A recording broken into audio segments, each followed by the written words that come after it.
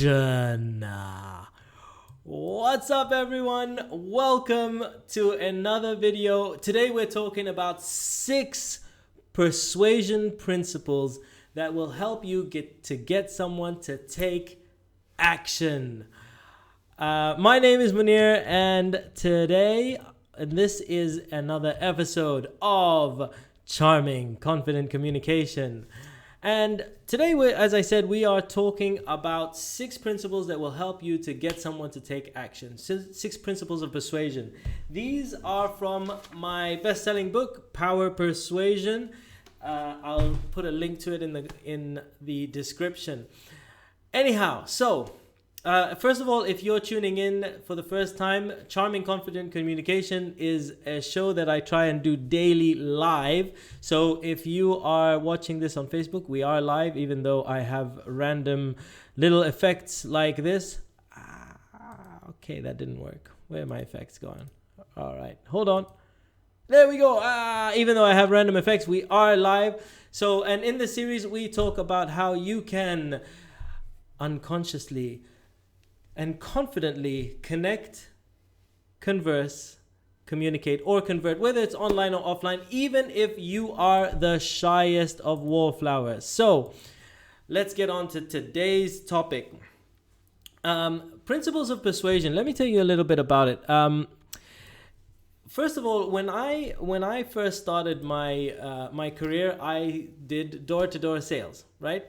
And when I was doing door-to-door sales, like one of my first days, I went out with one of the trainers, and he took one of the new guys to a door to speak to someone, and this guy had just started, and he was like, I don't know what I'm doing wrong, etc.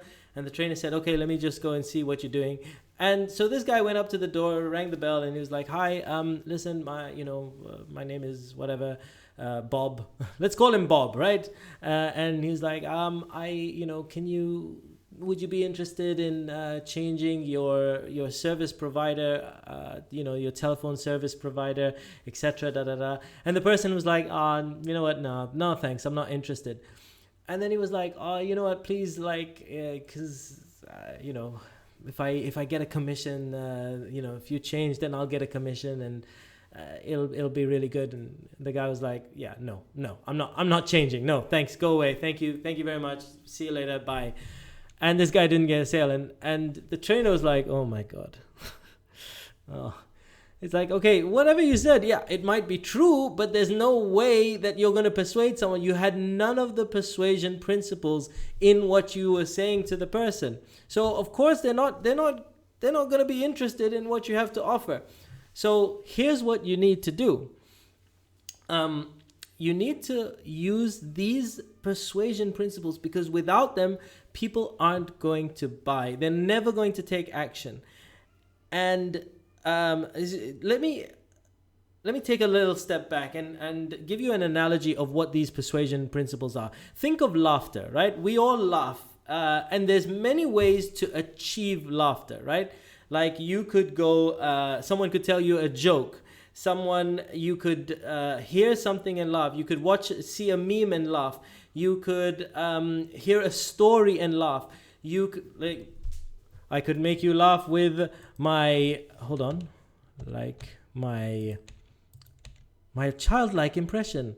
Because this is visual humor. Like, I'm not saying anything funny, but what you are seeing could be very funny to you. It is very weird to me. I'm gonna remove that. First of all, Robin, Abdullah, great to see you. Rita, Casey, great to see you guys. So there's many ways to make someone laugh, and whether it's an impression, visual, auditory, etc. And there are different forms in which we see those in. So for example, right now, when I'm talking to you, I might use visual humor to make you laugh. I might use my stories that, if there's something funny in my story. I might do an impression, I don't know. So, I like it very much. It's a terrible impression for me to do on the spot, but I'm doing it. But, there's many different ways that you can, that I could employ in this webinar or live video. Just like in a stand-up comedy, there's many different things that a person could do to make you laugh. In a TV show, there's many different forms that they could do to make you laugh. And just like that, in persuasion, it's the same thing. So here's what I mean. There's 6 principles of persuasion. You can use one of them and you'll get some good results. You can stack them up in a sales pitch, but there's also multiple forms that you can use it in. So someone might use it in an advert, a TV ad. Someone might use it on a web copy. Someone might use it in a speech in order to inspire someone to take action. A lot of therapists, when they get someone to change lifelong habits, guess what? They're using some of these persuasion principles. There's so many different ways that we use these persuasion principles. So I hope that makes sense. And when I learned this helped me skyrocket my sales at the time, but I've also applied it in multiple areas in my life. You don't need to be selling. You could be a buyer and using this. I've used these principles of persuasion to help me get a great deal when I initially bought my house. So these principles of persuasion are huge, huge, huge. Rima, great to see you. Thank you. Oh, yes, Rima, we met in San Diego at a Frank Kern conference. Great to see you, Rima. Thanks for tuning in. All right, cool. So let's get going. What are the 6 principles of persuasion? These were inspired to me from what I learned in my door-to-door sales days, but then also, I read the book Indifference by Dr. Robert Cialdini, and he talked about this a lot. Hey, Laura, great to see you. Yo, what's up? And then what I did was, after learning some NLP and hypnosis, and I decided to create my own version of the model. So I call this model the FILVOR Model. And the first letter, F, stands for fear of loss. So we all don't want to lose out. That's why when people have a sale that is for a specific amount of time, typically we are like, oh my God, I don't want to lose out on this. Or if you go to a shop and it's the last one, it might just tip you over the edge. That's the fear of loss. Okay, so that's F. I is for indifference. Indifference, like when in the story I gave where one of the new trainees had gone up to someone and said, hey, oh, please, can you do it because I da-da-da-da-da. I've been in so many different sales situations where a person just won't do it. For some reason, they don't want to do it because if they think it's in your benefit, not their benefit.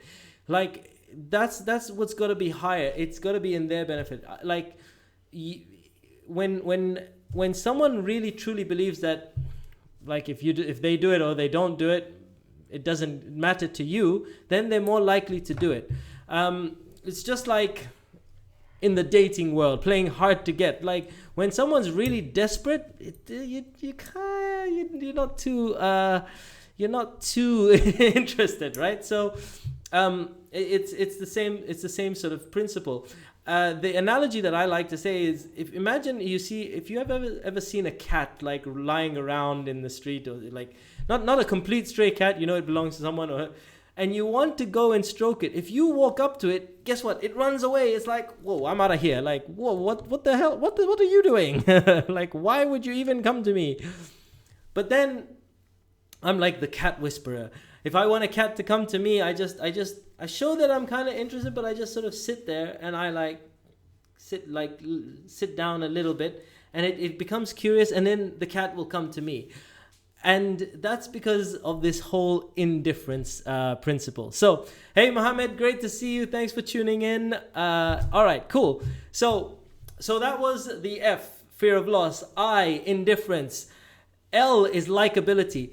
People will buy from people that they like, right? That's the ultimate, that's what this comes down to. If you like someone, then you're going to buy from them. Now, how do you get someone to like you when you've just met them? Well, there are loads of unconscious ways to get someone to like you, but what it kind of boils down to is people like themselves. That's a lot of likes in that sentence. People like themselves. Completely. If someone feels like they are similar to you, then they are more likely to like you. If they feel that we're on the same wavelength. And there's a number of ways to do that. Hey, Robin. Is that a transformer? I love it. All right, so that's fear of loss, indifference, likability. V is value. You know, so many people talk about the price, and they go, but the price is really doesn't matter. Like for a car, someone will pay a hell of a lot more for a Rolls Royce than they would for a Toyota Camry, whatever. But because they see a lot of value in the car, it's valuable to them, the things that it does. You can always drive up the price by driving up the value of something. So adding more value, making it more valuable to the person, giving someone more of what they truly want. That's what creates value. People like to save money or make money. And if you can display value and show that what they're paying is worth its value, then someone is more likely to take action. But if you just say this book is X amount, then it's not valuable because they have no relative judgment. But if you sort of say, hey,